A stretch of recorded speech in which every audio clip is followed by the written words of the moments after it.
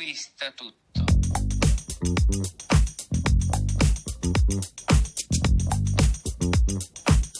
L'amore conquista tutto.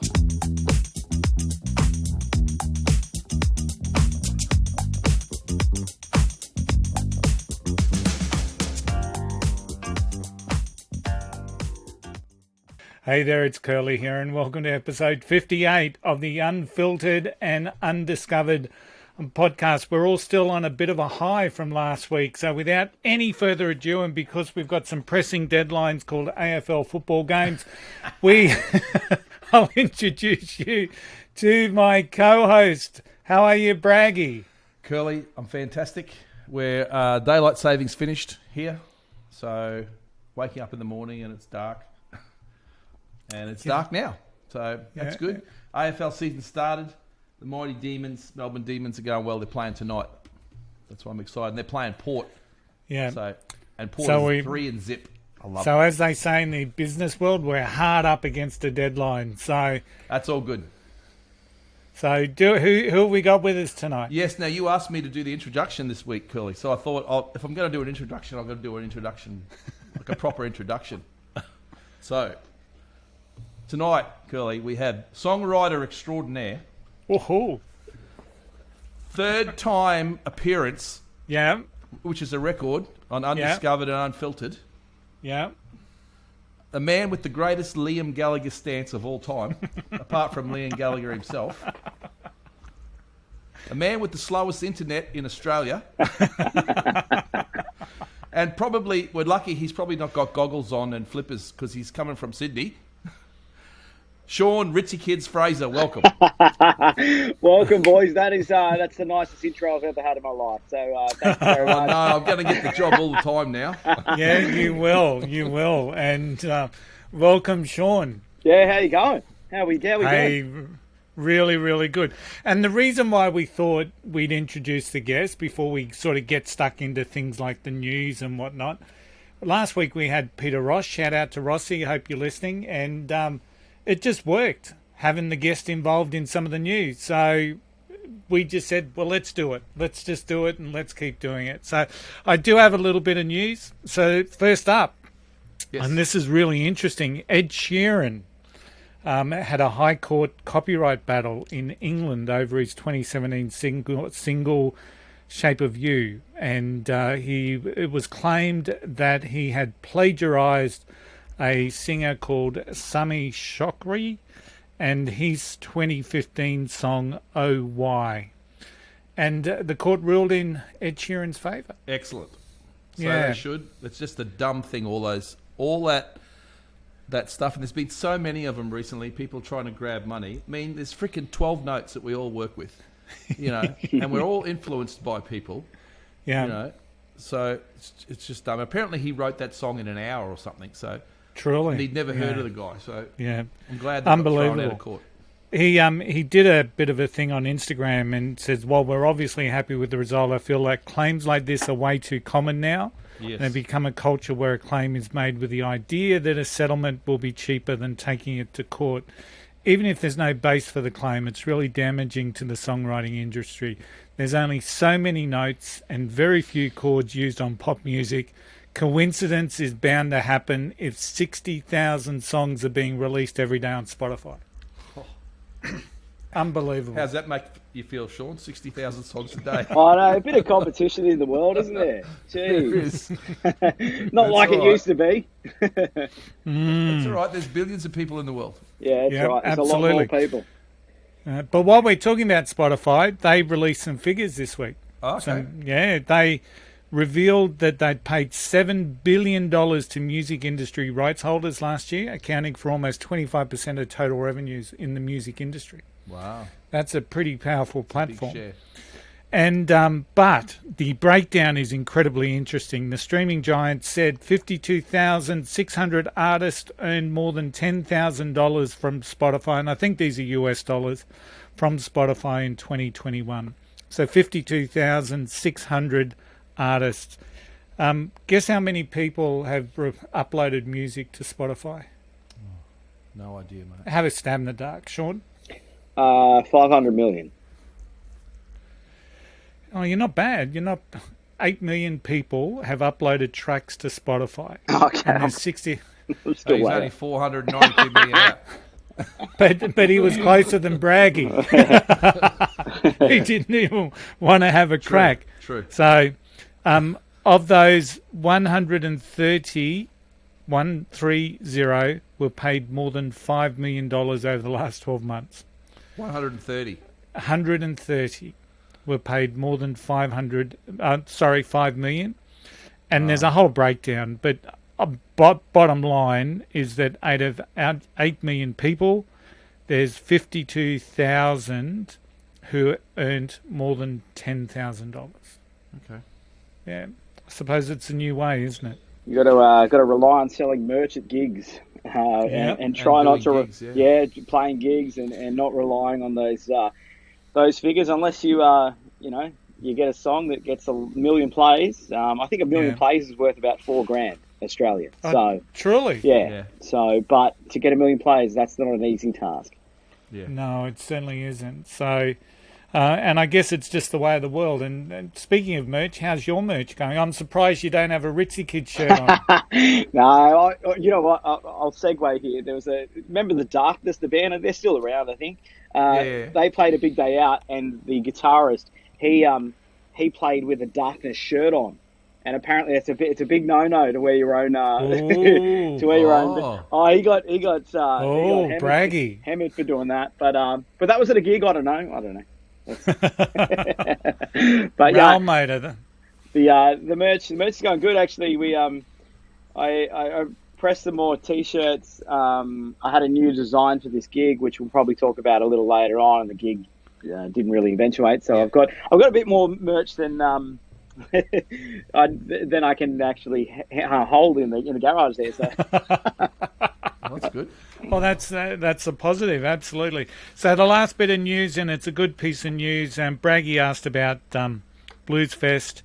Yes. I still don't know about Blues Fest, but what I do know is that the Goulburn Valley Country Music Festival is only days away, Braggy, and it's been a long-awaited event. It's finally rip-roaring its way into Shepparton, where it's going to be the likes of Casey Barnes and Lee Kernaghan in the very first inaugural event. So to the people of Shepparton and the country music, what are they calling it again? The Goulburn Valley Country Music Festival.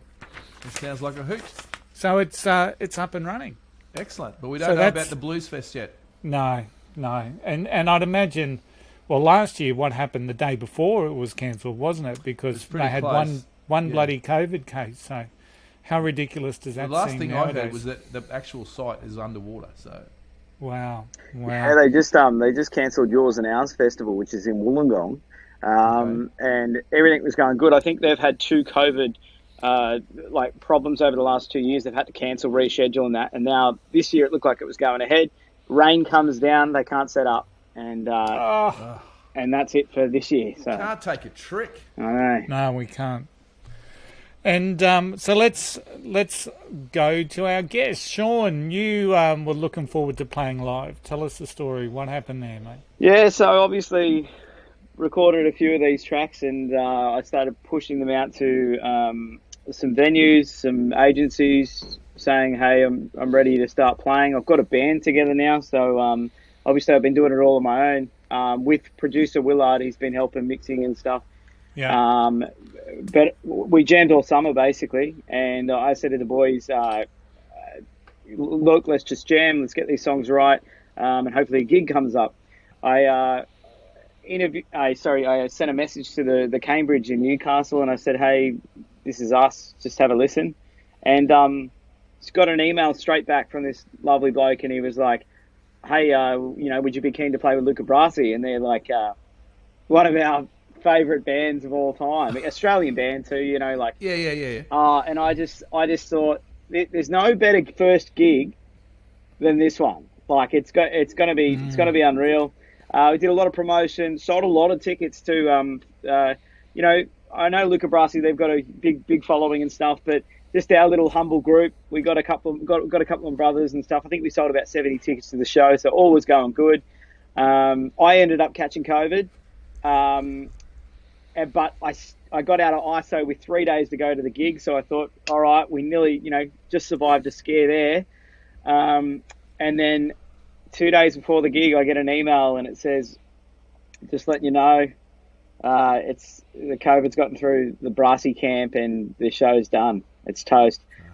It was such a hit, especially telling the boys as well. We worked so hard for the gig, and this is a story. This is a story that so many musicians have. This is all around Australia. Everyone's feeling this, but I felt bad telling them, and then I suppose the gig couldn't be rescheduled either because they're from Tassie, Luca Brasi. I didn't know that. Yeah, so they rescheduled their Sydney show, and their Sydney show already had supports, and Newcastle didn't get rescheduled. So it's just tough luck, and that's the way it goes. Yeah. So tell us, so you got any other ones in the future lined up yet? Or well, I told the boys I've got an ambitious plan. After we got scrapped last Friday, I said by the following Friday I'll have a gig, which is tomorrow. Still haven't got a gig. But I've been hitting the phones like you wouldn't believe. I've called everyone in my phone book. I've emailed people. I'm getting a few bites back, but maybe I was a bit too ambitious with the plan. Maybe it could be Friday week. So, Sean, tell us how many in the band, who's in the band, who's playing what? Okay, so I'm singing and writing the songs and playing the rhythm guitar. I've got my two of the blokes in the band. Andrew is the lead guitarist. He also sings the backing vocals.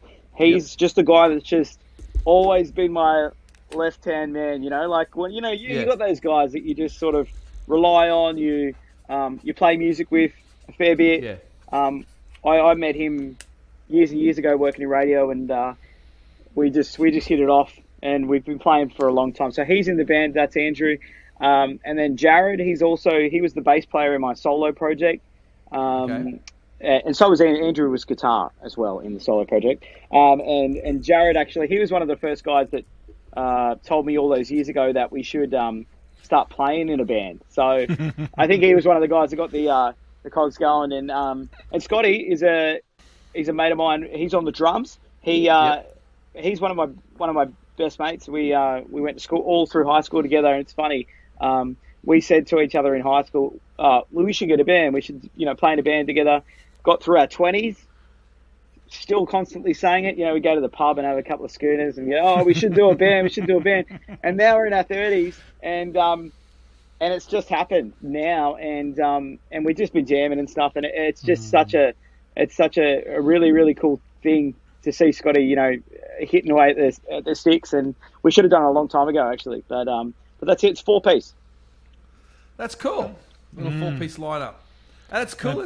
You got your old mates from school, because that, when you play in a band, it always helps if you gel mentally as well as musically. Yes. If you're all on the same page. You know what? I think that's the most important part. Yeah, and that's the thing I'm loving, that we're all having a good time.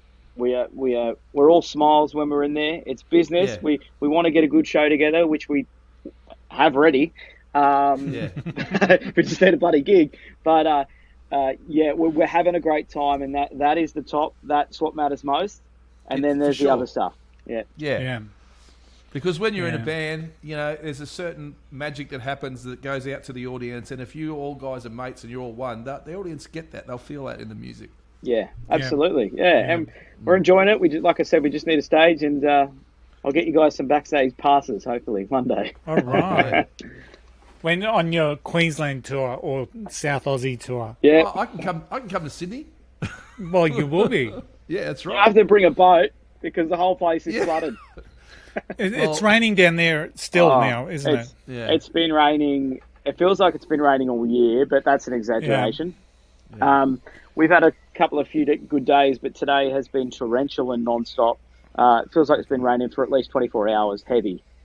Yeah. Wow. Not good. Yeah, well, my brother's in Sydney. He's in North Sydney, so if he goes under, Sydney's fucked because he's higher than the bridge.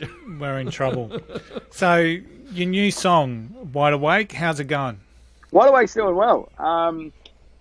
It's going well. I got a lot of positive feedback from that.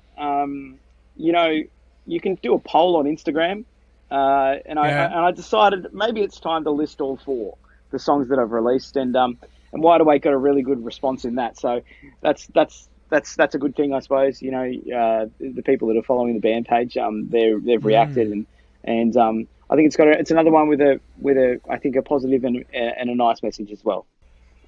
Yeah, I think last time we spoke, I asked if there was a ballad coming up, because every song seemed to get quicker and quicker. So is this as close to a ballad as we get for the Ritzy Kids? It's definitely not a ballad. No, definitely not a ballad, but it's I see what you mean. It's a bit slower to start with, but I think it gets that real Ritzy Kids vibe as soon as the song punches in. It's got a nice build up into it, yeah. Yeah, it's the first song with a bass intro, so yeah. The intro. Well, should we play it first before I comment on it? Yeah, why not? Let me just tee it all up. Just let's see, with my internet hiccups, let's see if we've got this.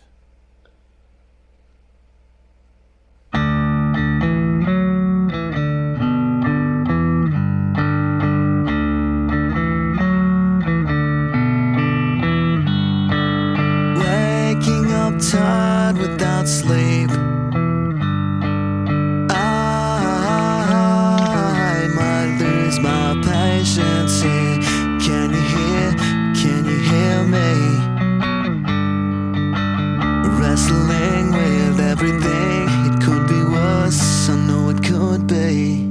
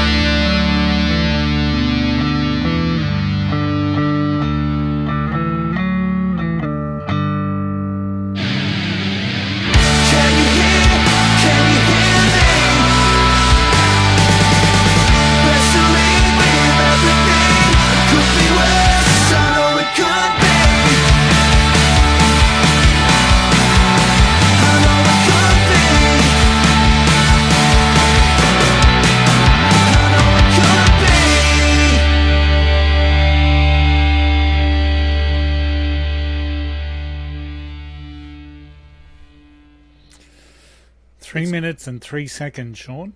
Yeah, is that the shortest one? I'm not sure. 3-minute pop song. It's got a very Scottish lilt to it. Yeah? Like at the start. It's at the start. It's like a little. I Scottish see what you melody. mean. No, I do see that. Yeah. And even the melody is like a Scottish thing. Oh, that's not cool. a bad That's thing. nice That's pickup. good. Yeah. And the other thing I noticed, and I'm always comparing you to people. Yeah. I don't know if that's right or wrong, but especially in this one, you really sound like Kevin Mitchell from Jebediah. Well, Bob Evans. I'll take that as well. I don't know. Yeah. I don't know if I think that, but if you think that, I'll take that. I think he's great. I think he's fantastic. They're a great band. Awesome. Awesome Well, once again, it shows off your vocals, Sean. I mean, one of the key things that from the Christmas show that we did, where you provided Breakthrough as an acoustic for us, and so appreciative of that. So many people loved your pipes, the vocals. It was just amazing, and this song shows them off again. Yeah, it's a fair bit of singing in this one. I mean, you've got the main vocal, you've got the backing vocals, and then you've got a few little overdubs here and there. So that's all just hanging out in this room actually, and just trying to come up with as many ideas as possible. And Willard, as a producer, you know, I think he really likes to work with vocal. That's one of his things. I mean, he can do it all, but when it comes to vocals, he really steps up the gear, I think, and he gets stuck in and, you know, gives me some advice and stuff. So I'm happy with how it's come out there.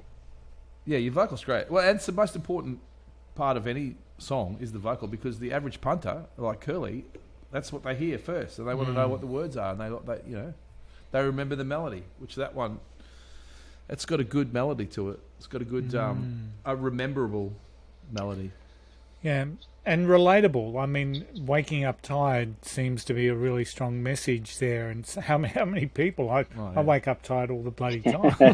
yeah. I suppose it's like it's relatable. Yeah. I think everyone has those moments, and I think that was the first line I came up with for the song over the bass intro, and all I had was waking up tired without sleep, and I sort of focused the song around waking up, having a bit too much on your mind, a bit too busy in the head, and going about your day, and you know it happens to all of us. You get a bit grumpy and stuff if you haven't had any sleep, and I suppose in the second verse and stuff, it's about just being grateful for what you've got, and whatever you're going through that day will pass, and that's basically the gist of it. Yeah, that's good. That's good. Like you said, that's a good positive message. Yeah. The life coach of music, Sean Frazer from Ritzy Kids. I don't know about that. You know, there's so many songs that are coming out, like the people we've interviewed, like that, because of, and admittedly, you know, what we're going through is not as what we've been through is COVID. Is nowhere near anything that's, you know, other people have gone through. Yeah. But it's still, you know, affected people, and there's a lot of those songs coming out where you think, well, you know what, just be grateful for what we've got. Still here. I feel like a lot, not just myself, but a lot of people I know are writing those songs about hope. You know, because we all know someone that runs a small business that's struggled or maybe didn't survive through the pandemic, and I just feel like that's the message at the moment that people need, and it's not something I'm sitting here deliberately writing about, or all my friends are who are musicians. It's just coming out of all of us at the moment. Because we just want things to go back to normal, and things to feel good again, and everyone to be bloody happy. Yeah. Maybe we all might face normal a little bit different when we do finally come out of it, because of that gratitude that we have taken on board for some of these little things in life. You know, being able to chat to a guy in Sydney or Central Coast and a guy in Adelaide, and do this every Thursday night and have a bit of a laugh. I mean, I'm truly grateful for that. So, and just little things, spending time with the people you love and the people you enjoy being with. I mean, maybe the world could be a better place when we come out of this. Who knows? Well, let's hope people also appreciate live music a little bit more now that we haven't had it for so long. People get out there and go, you know. Yeah, have you noticed that there are a lot of gigs coming back? Yes, but I mean, I'm only doing cover gigs, and I've got heaps of gigs. Yeah. Well, I wouldn't say heaps, but I've got nearly a gig at least one gig every weekend, sometimes two. So it's really picked up. And I'm noticing a lot of friends talking about gigs and going to gigs. You know, not musicians, just the average Joes, just punters going to gigs, and it's so good to hear.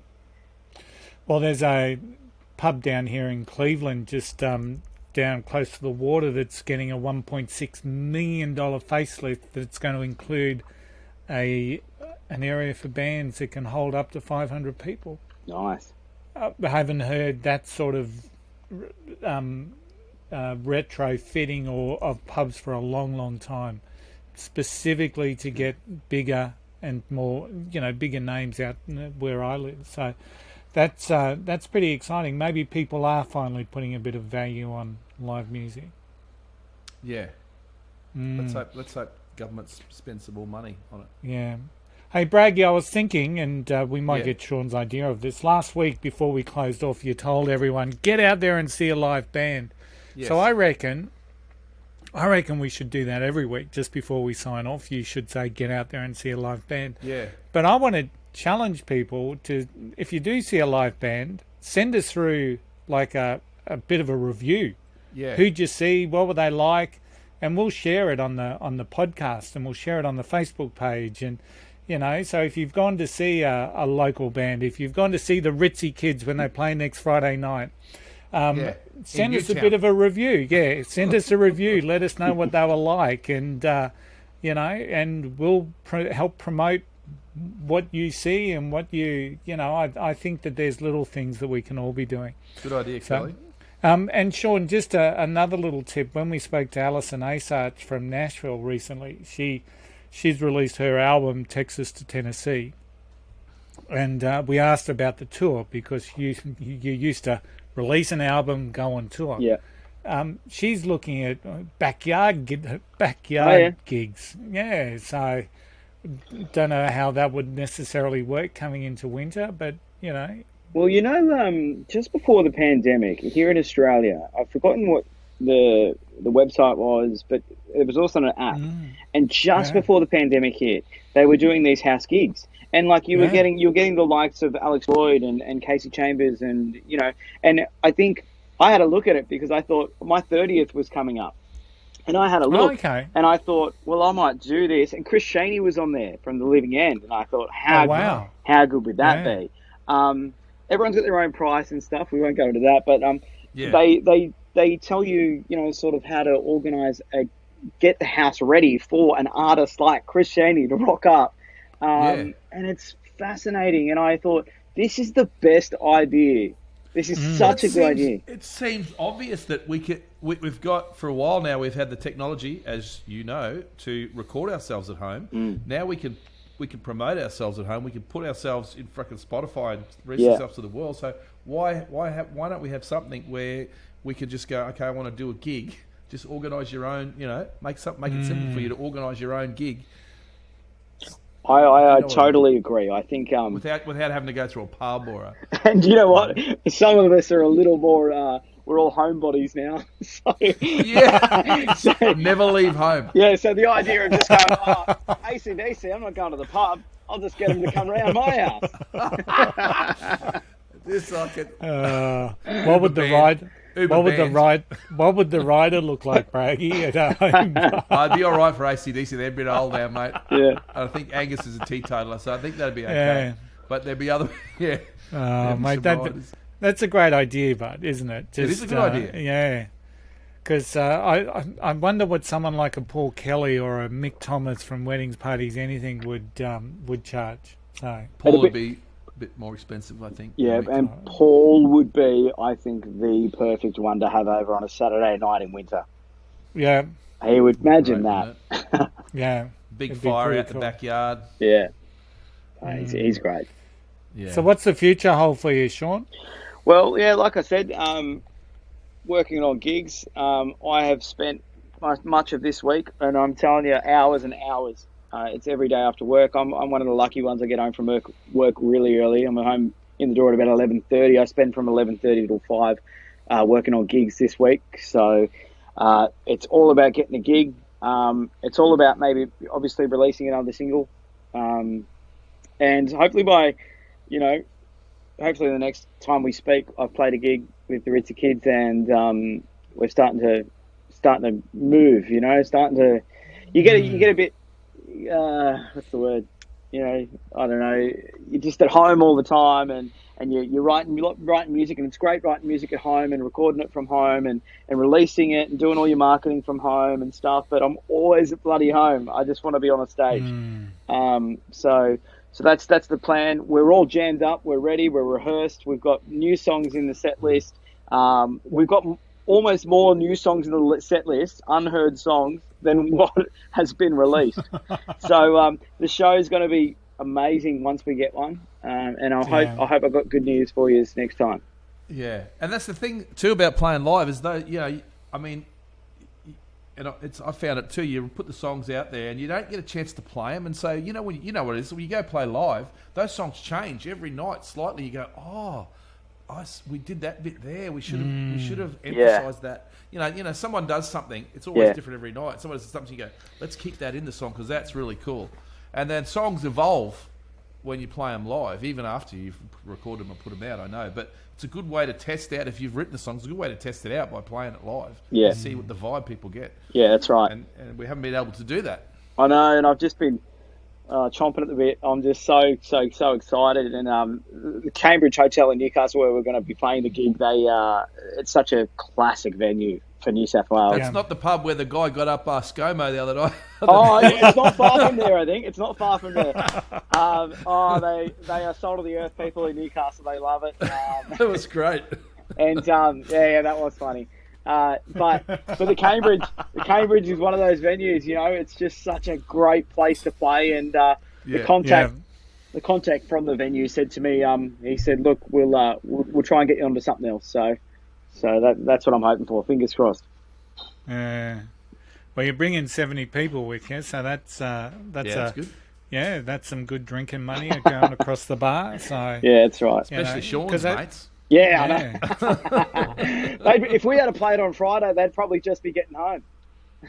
That's what you want. That's the sort of guys you want. Because you'd organise buses as well, hadn't you? Yeah, so a mate of mine has his own bus company, and I thought, well, let's give this a go. We'll try and get as many people on this bus, and we sold the bus out, which was fantastic. And he was stoked. I was stoked, but wasn't to be. We will do that for the next one though. We'll try and tee up the bus again.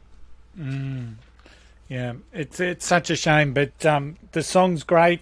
Keep going. It's so pleasing to see people that have come on the podcast continue to work hard at what it is that they love to do. So, and you're not one of those, what was those figures from Spotify? You're one of the 99.3%, I think, that is the percentage of people earning less than 10,000 a year. But So you far. still you're loving what you do, and you're pushing hard. So Yeah. Best thing ever. It's the best medication. It's fun. It's it brings mates together. I can't think of a single bad thing about it. Or maybe it coincides with the song. It keeps me up at night. Constantly thinking. Yeah. It's interesting when we had the Mick Madu interview from the Screaming Tribesmen. One of the things he talked about was music so much more. It's so much more fun with other people. Oh. And yes, it's good to be sitting in a studio and putting music together and sending it away to someone else who looks at it and then adds their little bit. And yeah, music's like that. But to me, I think there's nothing better than getting a group of people around together. And mind you, I don't play, but I've been involved where people just jam, and it's just wonderful. You're 100% right, Curly. You're 100%. Even though you're not a muso, you're 100% right. It's like it's like playing football by yourself. Just go and kick the ball around by yourself. There's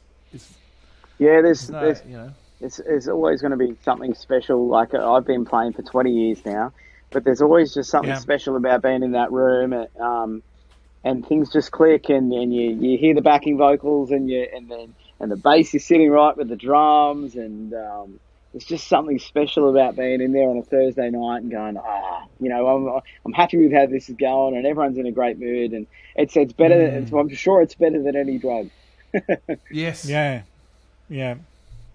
absolutely. All right, Braggy, have you got a 7-inch Undiscovered there? I do. Or do you want me to go first? No. I think you'll love mine this week, mate. I'll go You first. love mine all the time. Curly, it's episode 58. That's true and correct. 58 is a pretty common number in rock music. Is it? Yeah, well, Sean will probably know why. It's because of this little thing. The Shaw. That's a Shaw SM58. Yeah. You know why it's called SM58? Because it was 1958 when it first came out, and it's hardly changed. Although this one's a better 58, but as in beta, it's just a better. But it's true. 1958 they came out, the Shaw 58, and it's barely changed since, and people still use them today. Yeah, I think I've got a couple of those when I do Okay. interviews outside of the studio. Well, look, we had Sean on, so I just couldn't go past Oasis for my single. So there you go. It's Oasis single. Beautiful. Some might say is the A side. Talk Tonight is the B side. Pretty cool little album cover. I don't know what's going on. I don't know if even the band are in there, and that's the back of the single. Well, Which is a dog licking some fish for the people who are just listening, can't see. That's my 7-inch tonight. wow. So which song was that? Oasis. Some might say, Like, you might find a brighter day. It's an early one. interesting. Hey, last week we had Peter Ross on. He spoke about this band. I think I sent you a video, Braggy. Psychotic Turnbuckles. Oh, yeah. I couldn't believe that was a real fucking band. You loved them. So this is their single from '85. It's called, as I said, mixed in psychedelic garage band with rock and roll wrestling. The B side is called The Crusher, which was better than the A side, but how often do we see that? Psychotic Turnbuckles, Psychotic Situation, and just to show they weren't a flash in the pan, here's their album. Wow.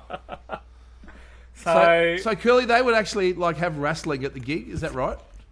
yes. So I made some notes from the single, right? So produced by Rob Younger, so who was the Radio Birdman, right? Yep. So when you think about all this influence the Birdman had on Sydney music, so there's another one. I'll show you this. Inside the single, I had once again this is them. Yeah. The Turnbuckles. Wow, that is. So some of their psychedelic. credits were the inner artwork was compiled by Donna and The Creep. The bass was by The Creep. Yeah. The drums were the guy who did drums was called The Spoiler. Yeah. Guitar was the Grand Wizard. And as we heard last week, the vocals was Jesse and the Intruder. Jesse and the Intruder. I don't think I've we'll- noticed. I think about music from that time in Australia around the 80s and probably all around the world is that it was so much. It was so theatrical. Yeah. Do you know what I mean? Like if you take Skyhawks or anything, it was so much. It was they dressed up really. There was so much theatre in those sort of bands. If you think of bands like in America, you think of Jimmy and the Boys. Well, you think of Jimmy and the Boys here in Australia. Captain Matchbox, even Split Ends to an extent. And then if you think of Mother Goose. I guess it was like I don't know. I mean Bowie Yeah. also. Alice Cooper would do those stage things where he, electrocuting himself or whatever.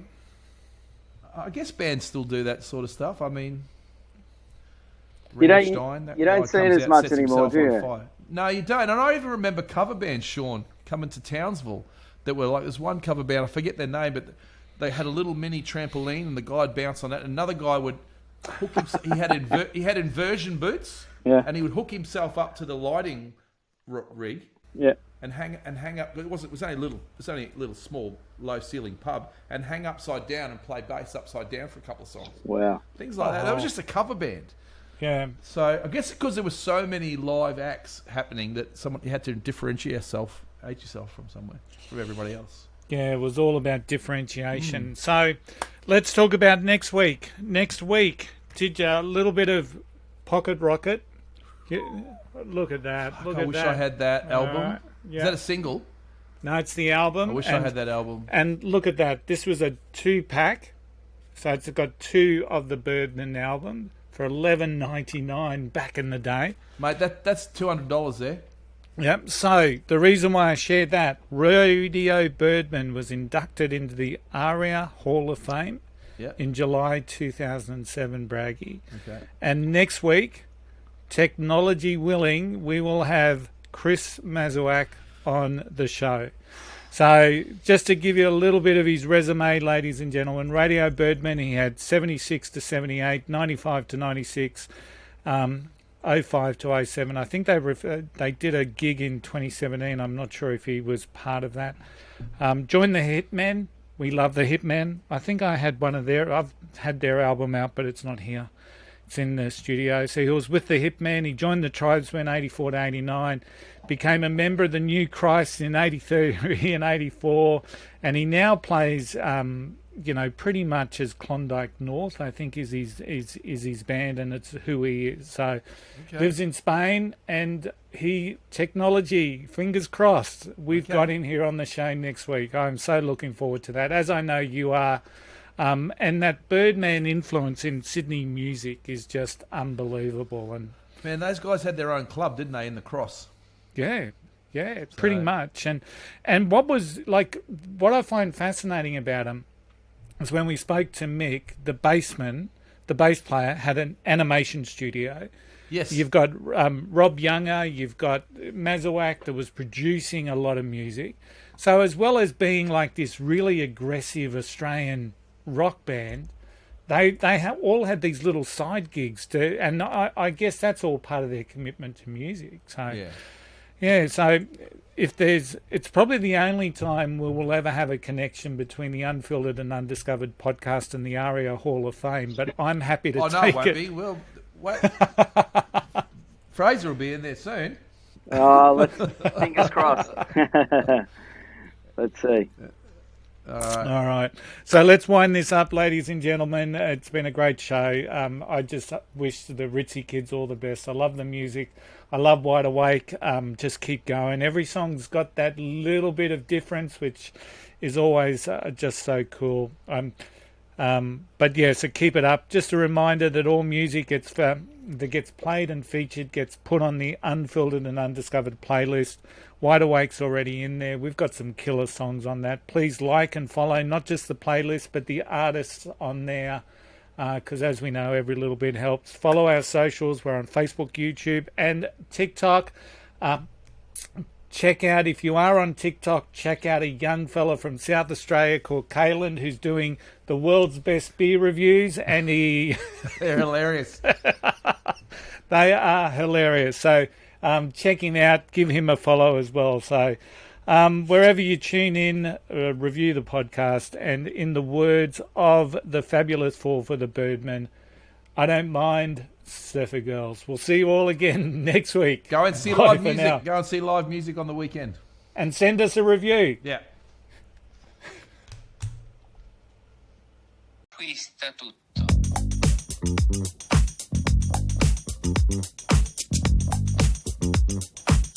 L'amore conquista tutto.